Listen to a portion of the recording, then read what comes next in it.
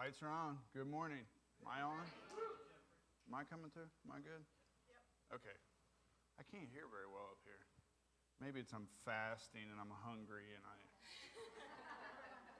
I'm having a hard time today. How's everybody doing? Good morning. I know it's a little snowy out there, but it's not too bad. I hope and pray everybody had a fantastic holiday season.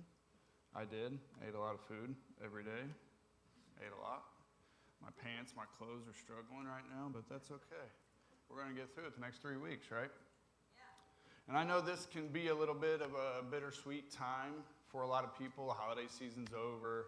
Weather's starting to turn a little unfavorable. And often this season is filled with time inside and away from our communities or simply just away from sunshine and happiness. But today, though, we're going to explore what it means to find light even during some of the more restrictive times of the year, restrictive times of the winter. And on top of the dark and dreary season, this is our time of prayer and fasting. But wait a second. Did I just connect dark and dreary season with prayer and fasting? That doesn't seem right. Well, I would say listening to some of the opinions on prayer and fasting, or at least the fasting part, it would seem that the whole hum of the season is the same as dedicating the first part of our year to sacrifice and connecting with God. And I know that may sound a little harsh, and I'm not blaming anyone or trying to discredit or devalue your opinions or what you have participated in the past and years prior. And even with all the accomplishments and different successes that I've had in prayer and fasting, it still does bring an element of blah to the beginning of the season, right? And, just like the pastors, they talked about what God is doing, and they talk about Doug's coming next week. And then I come up here today, and I'm like, okay, well, I'm Jeff Bohannon. I'm the executive pastor here at Tribe Church, and allow me to welcome you to Snowpocalypse. I am thankful for everyone that came in today, though. I know and everybody's online. I'm glad you're there as well. But today we're opening up our time of prayer and fasting and getting back into some of those sacred rhythms that maybe we've gotten away from in the past. But during my time and accomplishments with prayer and fasting, I've successfully given up meat. I still have not had meat voluntarily. Alcohol, tobacco. I have successfully completed 21 days of hardcore 24-hour fast. I've done 72-hour fast. I've done 36-hour fast. I've done 56-hour fast. So I've done numerous fasts. We've done liquid diets. But every time I fast, whether it be with that time or whether it be food or an addiction, something like that, I always add in more Bible time, more time with God, or maybe even journaling. I'm not a journaling person. I don't know if you can look at me and tell that I'm not a journaling person. I want to be. I try really hard. And I know the whole habit, you just got to keep doing it. I give up every time. I'm like, this is awful.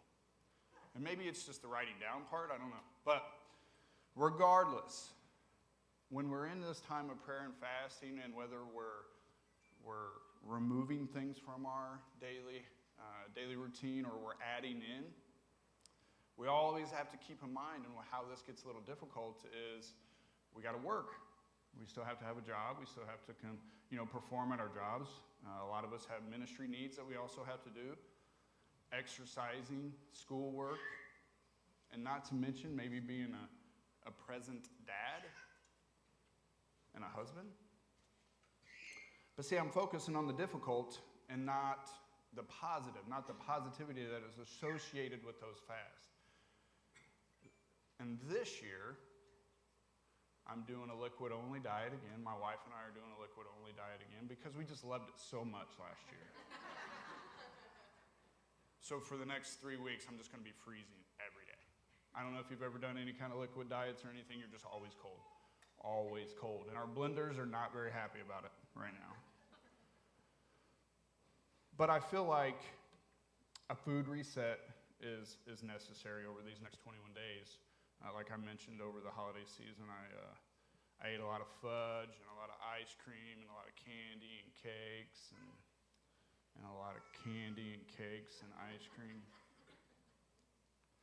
But I typically choose a food or an addiction fast, but other people have chosen more material or electronic things like TV, social media, restriction on screen times or whatever, and they add in whether it may be reading or some kind of artwork or something like that. And I could go on and on about what other people have fasted, and we could help you if you have any questions. But it's not important on whether we agree on the severity or not. Some would say eating once a day is easy. And some would suggest that giving up an addiction is easy enough.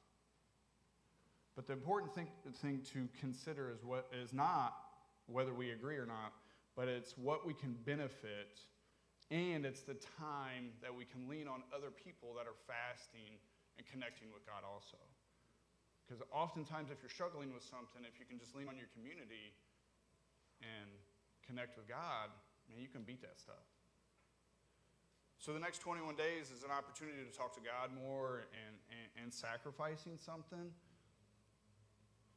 But we have to be honest, though. We can be honest. No one is perfect. I promise there are things you can give up or add in without impacting your health or wellness. I don't want anybody to jeopardize their health, risk their health. Everyone has something they could, that could be something that's just got a hold on them, and maybe just even suggesting that you don't have anything you need to work on. Maybe that's what you need to work on. Maybe investigating a little bit of humility could be the very thing to add in this January. Again, I'm not guilting anyone into fasting. I'm going to mention this several times, so I want everybody to listen there. I'm not guilting anyone to fasting or sacrificing during this dark and dreary time. If you choose to not participate, that's fine. But you will see other people participating and growing their connection with God and their relationship with others in this building and online. And while it is difficult and requires strength, many of us rely on this time to maybe lose some weight or kick a habit. But we always rely on it to get back into the rhythm of talking to God. And whether we decide to remove or add in this January, the main focus, they mentioned it, the main focus is with. Yeah. For some of us, sacrificing anything seems completely impossible. And the others who have successfully completed fasts in the past, they know it's possible, but they dread the very idea. But if we focus on that and we focus on some wise words, from a pretty fantastic person, I think we can get through it.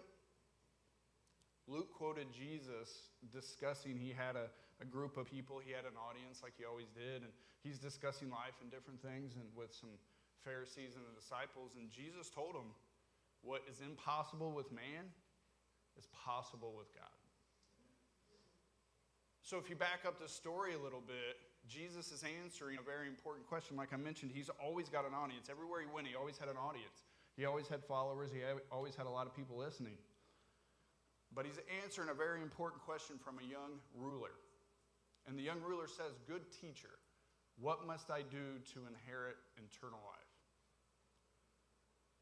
And although the young ruler is not identified, and it's probably not really important, but many would speculate who this young ruler is or was.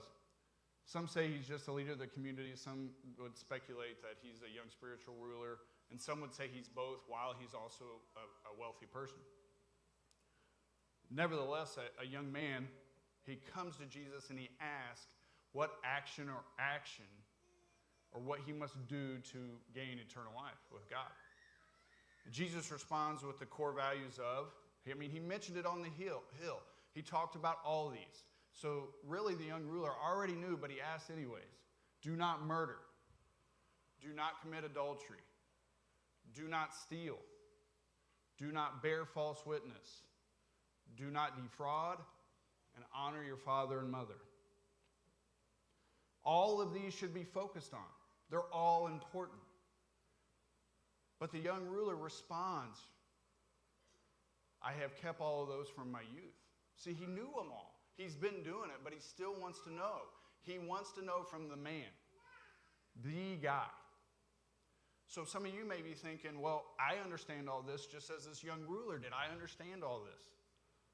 Yes, I understand that I need to follow better, but I understand all those. Jesus does something pretty interesting after this young ruler says he's kept all those. He challenges this young ruler possibly a little bit different than he would others. And some would ask, well, why does he do that? Why does he challenge this young ruler? Because this man could very well be very similar to many of us.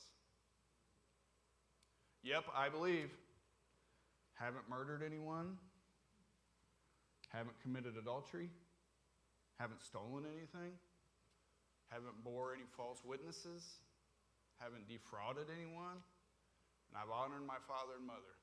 So that means I'm good, right? I don't have anything to worry about. Well, yes. I mean, we could talk about many different people that didn't follow those core values. The thief on the cross next to Jesus, I'm thinking he didn't follow those core values, but I don't know his life. But he gained paradise. But however, those of us that are following and maintaining these principles in our life, it is our responsibility to pick up the cross with open hands and continue the Great Commission. Continuing the Great Commission requires what? It requires sacrifice. And Jesus discusses that in depth. We cannot deny that God tells us to surrender and sacrifice. This young man has followed well, but Jesus said he is still lacking one thing. You still lack one thing. Sell all you have, distribute it to the poor, and you will have treasure in heaven. Then come follow me. Do not lose the last two words. Follow me. And before anybody challenges this and suggests that I'm saying that you need to sell everything you have and distribute to the poor, or some would even challenge that they're the poor and they should be receiving the distribution. I'm not suggesting any of that. I'm not standing up here saying that. But I will stand up here and say, Jesus is telling all of us, when you believe, you assume the belief that Jesus died for all of us. We don't deserve that sacrifice. So it is entirely acceptable to give up some earthly desires. Food, electronics, material, immaterial, whatever it is, whatever you desire, whatever you possess, you could give it up, especially for 21 days. 3 weeks. Can we agree that 3 weeks is doable? 3 sets of 7 for the fitness people out there. 3 sets of 7. 3 weeks of sacrifice that helps us connect to the very person that defines sacrifice for us. I think it's acceptable.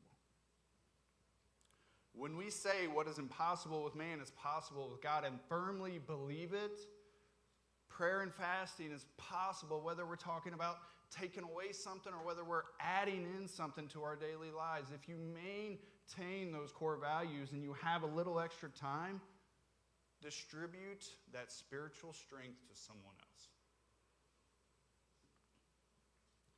And if you're thinking that spiritual mentorship is not in your tool belt, but you know that your routine or your sacred rhythms or your schedule could easily add in a phone call or a coffee or a lunch or a dinner with someone, do it. 21 days of prayer and fasting doesn't necessarily mean you give up a food or you give up social media or you give up TV or whatever. If you're adding in time with community or extra time in a Bible study or time with kids with no devices. And if that's difficult to develop, pray about it. How important is it to just pray about it? I know it may seem radical, but pray about it. And while the idea may be to get healthy or healthier, the overall idea is to not simply remove a food item for 21 days, and then after the 21 days, you just go back to the same old, same old. I will go back to having solid food, I hope. No, the idea is to reconnect with God and develop a strategy to continue that growth in the future. I'm adding in, I'm going to read the Bible throughout the year again, so I'm adding in that time, and I'm adding in a little extra study time. So after 21 days, does that mean I just go away from that when I go back to solid food? No. But how do you maintain that growth into the future? It's going to be hard. I know it is. It's hard to have those lasting changes, but I would recommend to be with God, because what is impossible with man is possible with God. You're going to hear that several times today, this morning. And maybe you're starting to see the trend. I think really there's a lot of people trying to figure out a lot of things right now.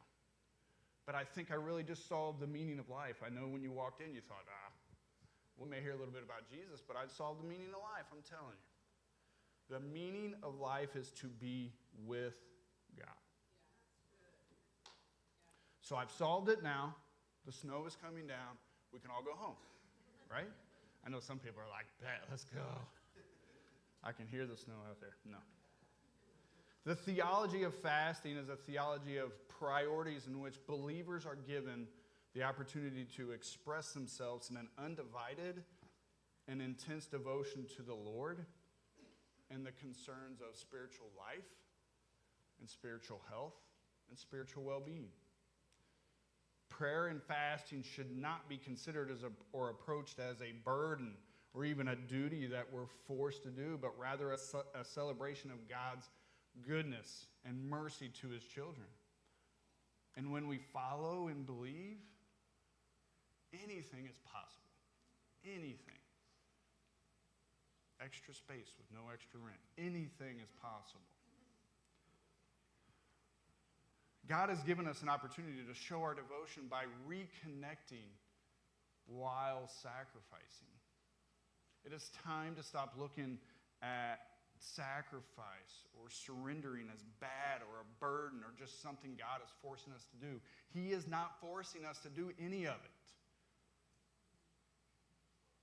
And if we maintain that burden fill or this is stupid theology around sacrificial lifestyle, then Jesus sacrificing himself is immediately devalued. And I'm going to tell you right now, I'm going to be completely honest with you guys. My love for Jesus doesn't follow that. And I really pray yours doesn't as well. I don't want you guys to think that this is a discussion about anyone of you not sacrificing for God adequately. Not at all. This is a discussion about how when we believe in miracles, anything is possible with God.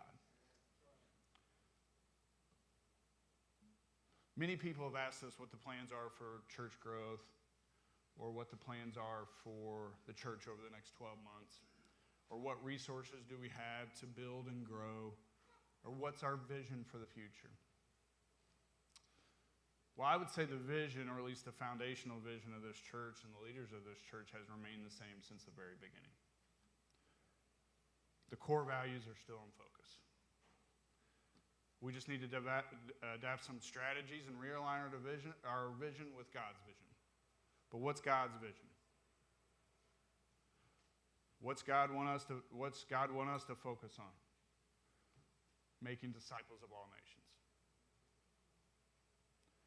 And I truly believe that while following God's vision, it's going to lead us into some unprecedented times that will require risk and sacrifice. Now is the time where we challenge the idea of open arms, open hands.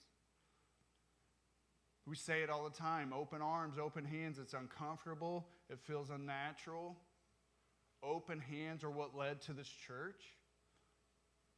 And open hands are what ultimately led to that very first sacrifice, which has completely changed humanity. And I truly believe that without every effective leader sacrificing themselves for the kingdom, we would not be here listening to me talk about the practicalities of Christianity.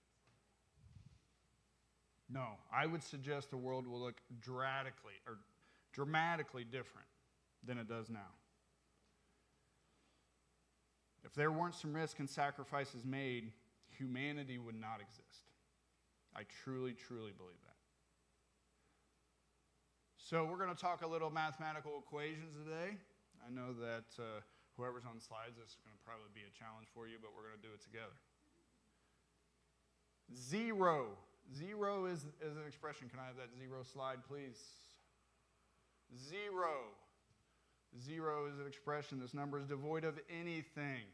Zero, nothing. And Matt did a little apologetics Christmas Eve. If you missed it, I really recommend you go back and listen to it. But I'm going to do a little apologetics. Nothing. Cannot make something.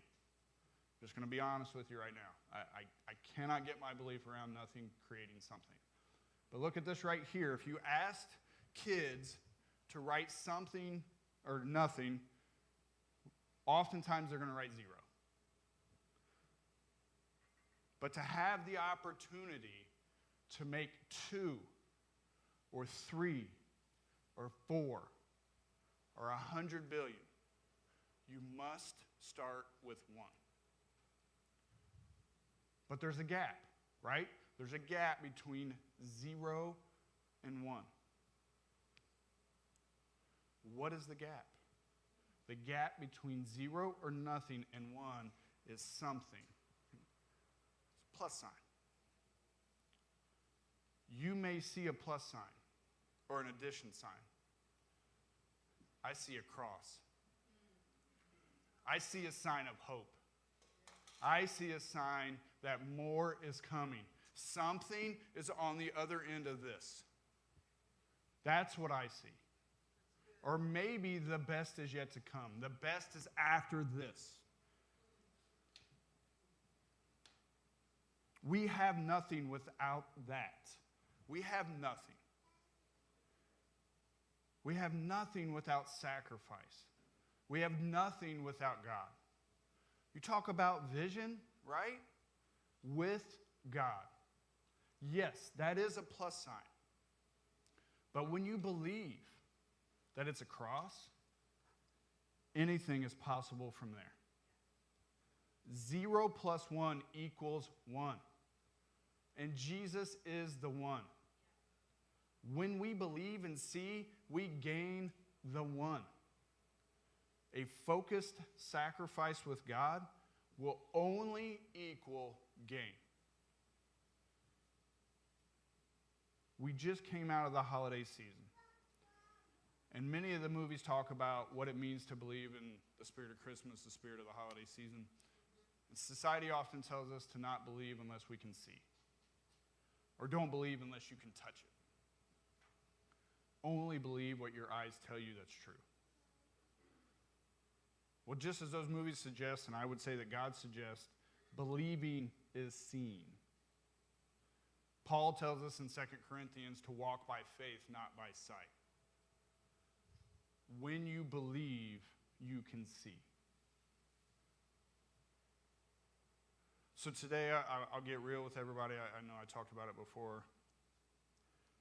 The first Sunday in 2024 was my Sunday to preach, and our lead pastors were on their first stint of the sabbatical, and we, of course, had some bad weather and different things going on, and there was a lot going on, but I had, the idea was to talk about prayer and fasting again in an effort and what we were going to do to try to make 2024 the best.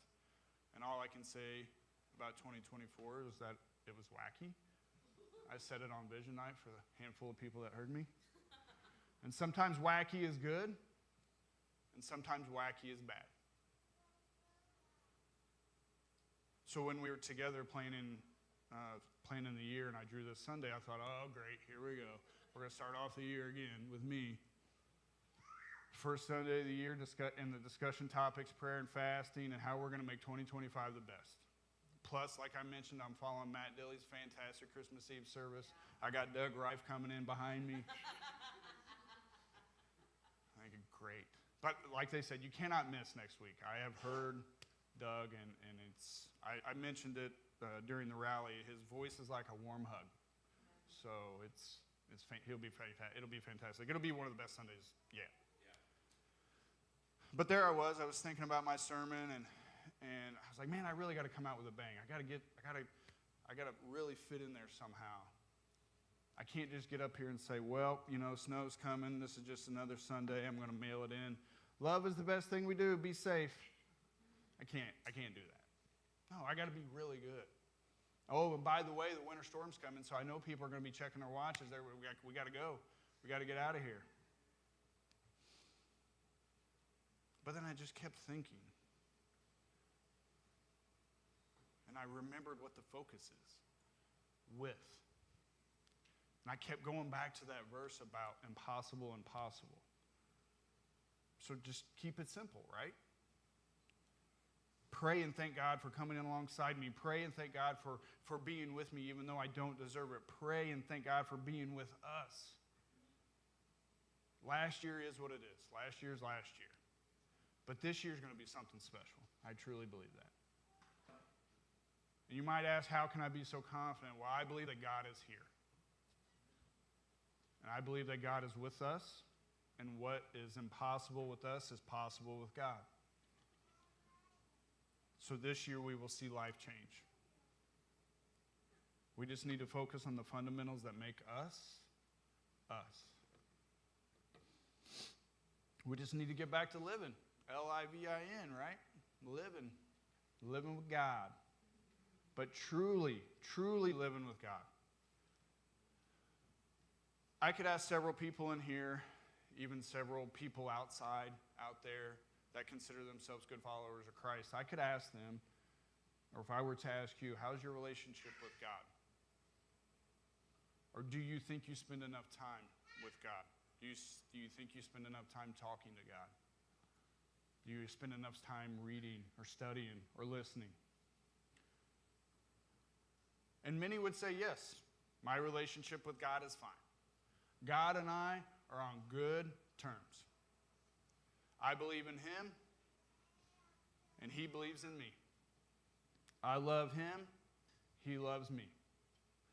So I don't need to talk to Him very often, do I? We're good. He knows me. He knows that's not my thing. We talk about this all the time, that this is a safe place, so I'll be honest with everybody like I mentioned. I can admit my weaknesses and my flaws, and this morning I can say that I am not a very good son. My parents are here. I can tell this right to them. I'm not a very good son. And it's okay. I can admit that. I don't talk to my parents enough. I don't go visit my parents enough. But I can honestly say that my relationship with my parents is fine. Or even really good. We're on good terms. I believe in them, and they believe in me. I love them, they love me. So I guess that means I don't need to talk to them anymore, right? No. I was waiting. I threw it up. I mean, we're on good terms. So I don't need to spend any time trying to mess up my relationship with them. There's nothing I can gain by talking to them or spending any more time with them. You guys see where I'm going with this? Sounds pretty ridiculous, right? I'm on good terms with God. So that means there's nothing more I can gain by spending more time with Him. I know enough of the Bible. I know a few of the parables. I know what John 3:16 says, so I'm good. I'm checking a box, man. I'm living. There's no need for me to sacrifice or struggle or to be uncomfortable because God and I are good.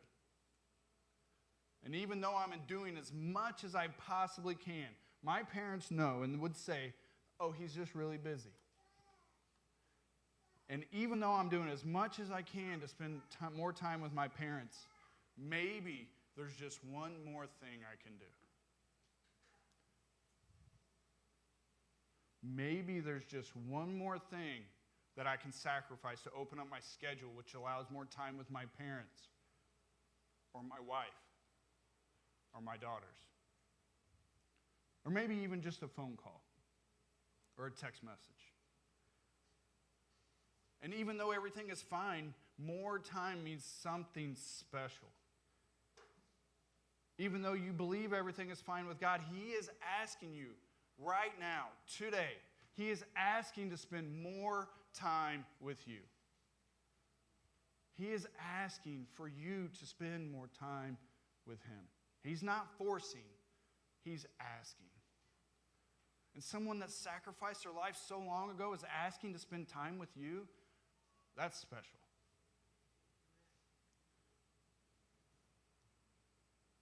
And in this season of, whatever, maybe sacrificing that's leading into surrender, or you're going to struggle a little bit, allows for those special conversations that the disciples died for and talked about, that Paul wrote about and was killed for, and Jesus talked about. Man. No one in the history of humanity has said, I really need to cut back my time with God. I'm spending way too much time talking to God. I think I just need to fast and prayer time. No one has ever said that and truly meant it. Depending on the translation and the context, Jesus is quoted saying pray or prayer roughly 30 times in the Gospels. And Jesus is God. He could have easily given himself a pass on prayer and fasting, right? I mean, he's the man. He is him. He is he. And he still takes the time to pray and fast. He still takes the initiative to spend more time with God. And he tells us exactly how to spend more time with him.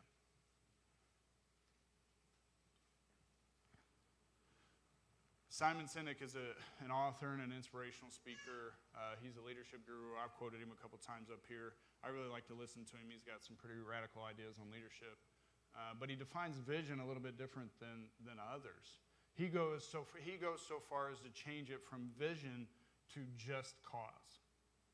He says that a vision of a corporation or the person or the church or whatever should be called just cause because it should hold a significant value.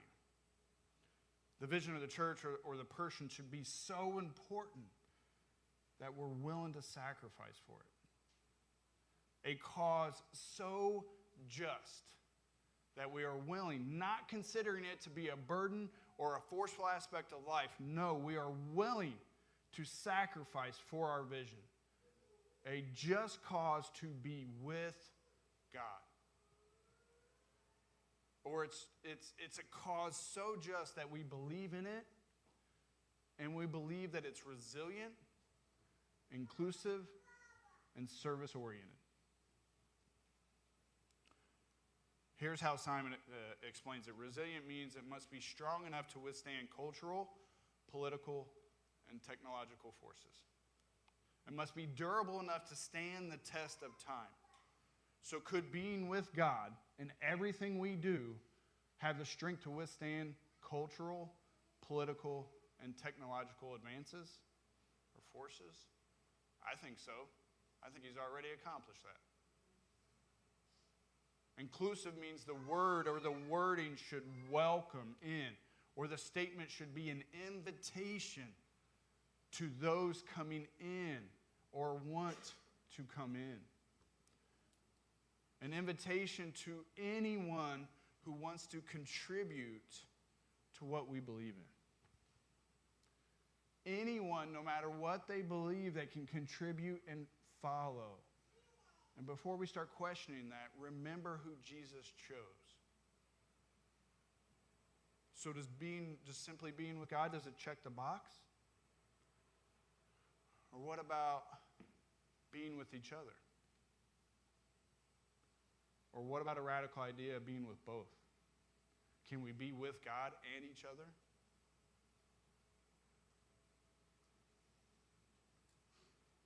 Lastly, service-oriented. And before I go into that, I would say Jesus was pretty heavy in the service-oriented lifestyle.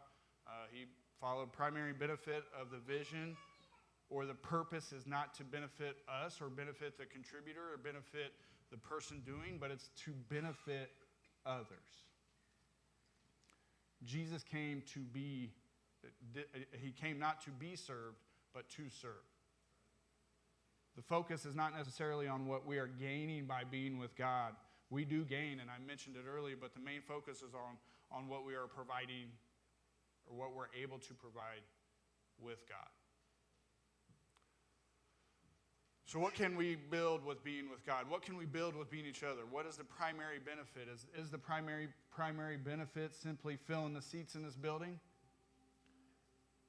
We can do that, but will it last? See, the primary benefit of our vision is being with God, and it's building something that's going to last longer than us, last longer than this building, last long enough to make every human a Jesus follower.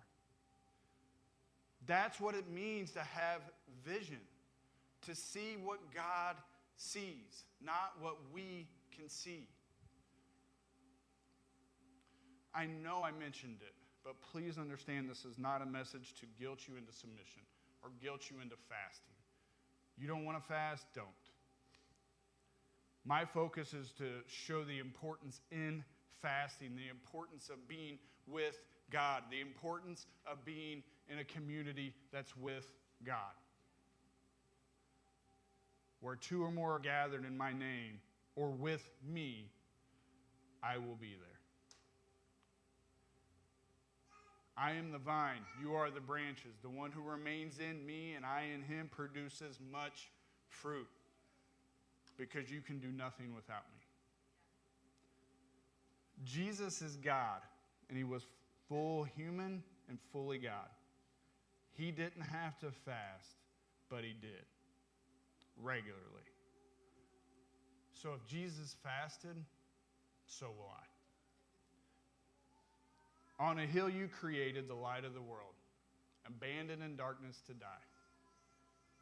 And as you speak, 100 billion failures disappear. Where you lost your life, so I can find it here.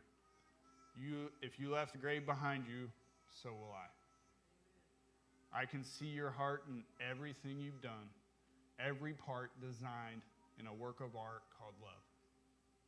If you gladly chose surrender, so will I.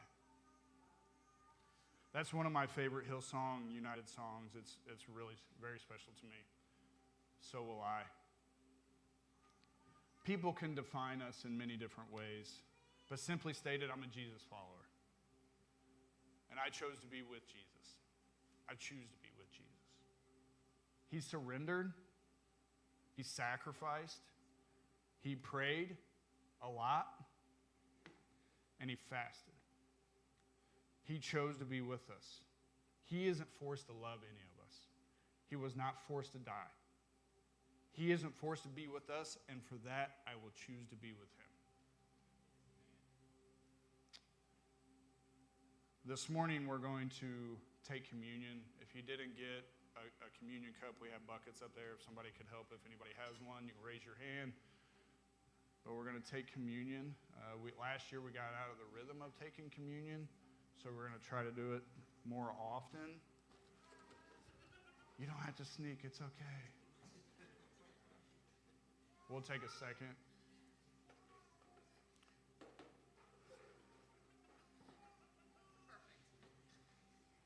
I wouldn't expect anything different from us.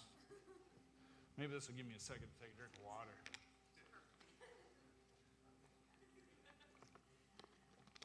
Everybody good?